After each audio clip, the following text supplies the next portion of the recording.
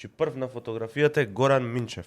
Тој е министер за администрација, висок функционер на ЗНАМ, поранешен генерален секретар на СДСМ и мислам дека има некакви кумовски врски со Бранко Црвенковски. Десно од него е екс-премиерот и претседателот на државата Бранко Црвенковски, до него е неговиот личен шофер, мислам дека и кум Зоки, и најдесно на фотографијата е амбасадорот на Македонија во Вашингтон. Поентата е дека Бранко Црвенковски во суштина, моето размислување, мојата анализа е дека не може да ги води работите од прва линија, може да ги тегне вака конците од позади. Ја не верувам дека ова случајно е фотографиран, случајно излага вака у јавност. Моје мислење е дека веројатно се подготвува некакво нешто.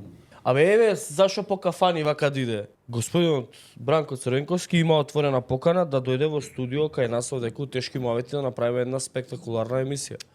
Мене многу ме интересира, на пример, да го прашам господинот Бранко Црвенковски, дали стратегијата за враќање на парите на измамените штедачи од ТАТ, дали таа стратегија он му има кажано на господинот Мицкоски и дали таа стратегија е спроведлива само откако ќе победат на локални избори, бидејќи многу е битно градоначалниците да соберат пари да им ги враќаат парите на татовци. Има еден проблем Бранко Црвенковски, а тоа е следниот.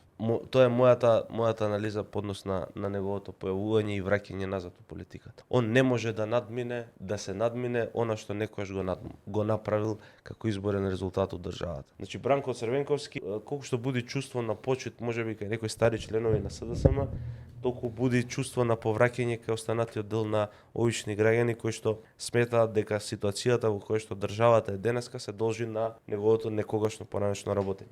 Ќар дека ќе има некој, не верувам. Единствена функција на Бранко Црвенковски во моментов би можело да му биде да биде контролирана опозиција. Затоа што мислам дека ВМРО, ДПМН и Христијан Мицкоски се смртно исплашени од бројката која што беше на неизлезени луѓе на овие избори. Бројката со која што тие владеат, 16%, и бројката која што имаат како рейтинг сите партии во државата, тоа е 36%. Тоа значи дека може да се случи во догледно време да се појави нов политички субјект кој што ќе направи бришка, што би рекол Мицкоски, на политичката сцена.